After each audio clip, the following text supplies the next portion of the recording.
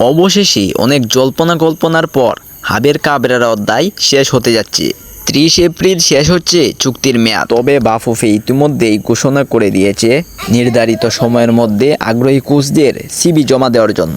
যারা আগ্রহ প্রকাশ করেছেন তাদের মধ্যে অন্যতম দুজন হলেন আর্জেন্টিনার লুসিয়ানা টেইলার ও ক্রোয়েশিয়ার ভারতের সাবেক coach Igor Stimac.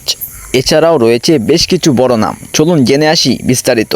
Argentine coach Louisiana Taylor সম্প্রতি বাংলাদেশ জাতীয় দলের কোচ হওয়ার ব্যাপারে আগ্রহ প্রকাশ করে আলোচনায় এসেছেন।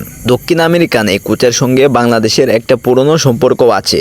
কোচিং ক্যারিয়ারে টেইলর মূলত আর্জেন্টিনার বিভিন্ন ক্লাবে কাজ করেছেন। আর্জেন্টিনার ইন্ডিপেন্ডিয়েন্তে রিভাদাভিয়া ও বলিভিয়ার জর্জে সহ প্যারাগুয়ান ক্লাবেও কাজ করেছেন, যেখানে তিনি ডেভেলপমেন্ট ভিত্তিক ফুটবল ট্যাকটিক্যাল ডিসিপ্লিনের উপর বেশি জোর দিয়েছে। তরুণ খেলোয়াড়দের গড়ে তোলা ও সীমিত রিসোর্স দিয়েও প্রতিযোগিতামূলক দল গঠনের কার্যক্ষমতা তার রয়েছে। সব মিলিয়ে আন্তর্জাতিক অভিজ্ঞতা ও বাংলাদেশের সঙ্গে আগের সংযোগ, এই দুয়ের কারণে লুসিয়ানা টেইলারকে নিয়ে স্বপ্ন দেখতে শুরু করেছে দেশের ফুটবল মহল।